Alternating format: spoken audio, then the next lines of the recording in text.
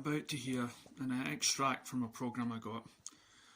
The woman's telling a story of this volunteer in the American Army, and he had actually met with an alien, with other people around. He actually found a way to contact the Greys.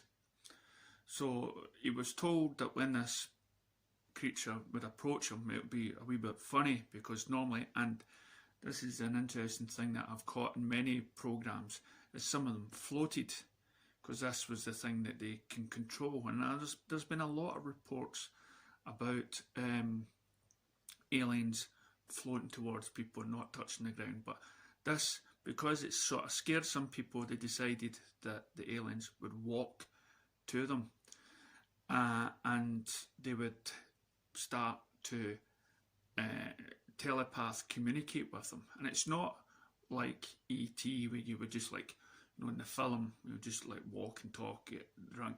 The fact that the brain power, the capacity and stuff like that was a lot bigger than ours, that it would take a long time to digest, because there was so much stuff going into our head, so much information. A wee bit like some of the theorists out there that claim to have either been contacted or been told the ways of the world. It's like it all hits them. Loads of information goes into the head and we just can't communicate this way. Anyway, so because of this man having this connection with the alien, they kind of stayed together, and whenever there was an incident, this person would go to, say, a crash site or anything else to kind of find out from the survivors and actually, you know, sort of translate what's happened and what were the last thoughts of the extraterrestrials' life because of that connection. So after watching programs like Ancient Aliens and the idea of how they've actually been sort of pushing us towards the idea of, you know, it's them trying to guide us in a way, and the idea of our religions and Jesus and everything else, and reincarnation, another program that I'm following about kids having the idea of, you know, they somehow remember a past life. I've also heard from people locally ideas about how, you know, we're all a part of the system, we're all connected when it comes to life and death. And it's this bit I want to show you just now. Kind of says something that I've been thinking about for some time.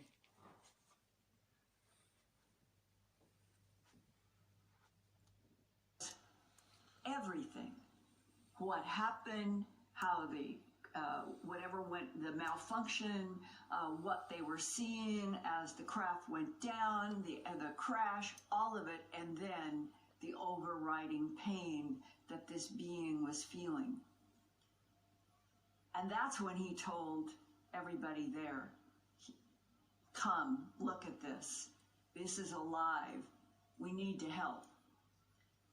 Because he was able to see pictures, get sound, feel emotion, it was decided that his assignment from there on out was he was going to stay with this being. They transferred both to Los Alamos. And for that period of time, as I understand, was in the year 1949, I believe. From there to June 18, 1952, they lived together. And there were two sentences that I was told by this man of the downloads that he got during that period of time. He said it was like being with a child with the mind of 1,000 men. He would have these image exchanges and thought exchanges that for some reason he could get from this being and nobody else could. our government began realizing that they needed to find translators. They needed to find talented people who could get the images and the numbers and the thought words from these beings. And they started looking for translators. That's the category this man became. But he said at one point, in all of their word exchanges in their minds with seeing pictures and symbols, that this being was explaining about where they came from and the cosmos. And this sentence, or sentences: we made you. We put you here. But you have to live it. And this man looked at me and he said, Linda, you know, what I've come to understand from this being that I live with and I loved,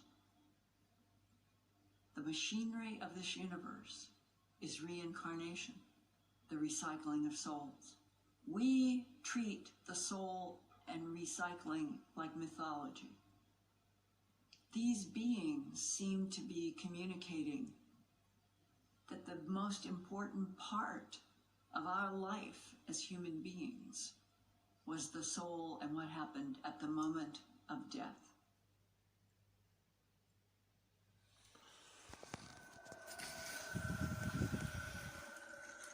Right. As I say, you know, if you're religious or anything else out there, then, you know, this is not to say it's fact.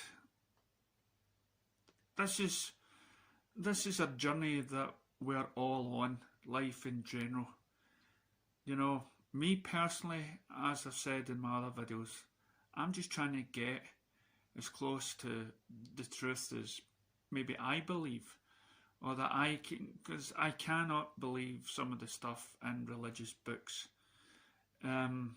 So that's my truth. You stick to your own truth if it helps you lead a better life.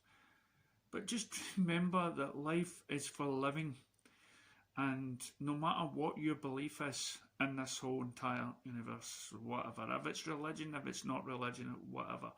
But there's one thing, you know, that's definitely a fact, is death. And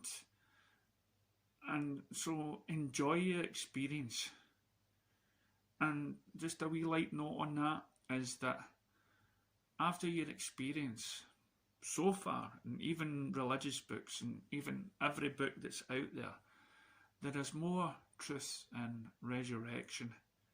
There is more facts about resurrection that's mentioned in every sort of religious book and science book.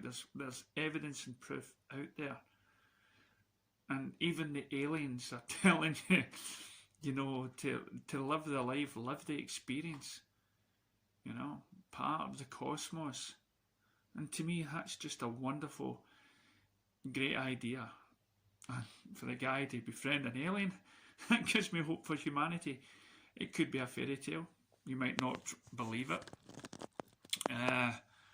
Most of the time, I would love to totally believe it. And I think that's my voyage now, you know, is constantly looking for clues, looking for ideas. And what I have got so far in this journey and thinking along these lines is it's helping me fulfill and make my life seem better, because going down this journey and searching through all the clues and documentaries and books and stuff like that, you know, there is one thing you take out of this, and that is enjoy your experience just now. Just enjoy it. And no matter how hard life is to you right now, you know, it's not the end. And you know, and that to me is a great way to live, with those sort of ideas. So don't pigeon yourself, don't hold yourself to one idea. There is endless possibilities out there. Just keep an open mind. Catch you next time.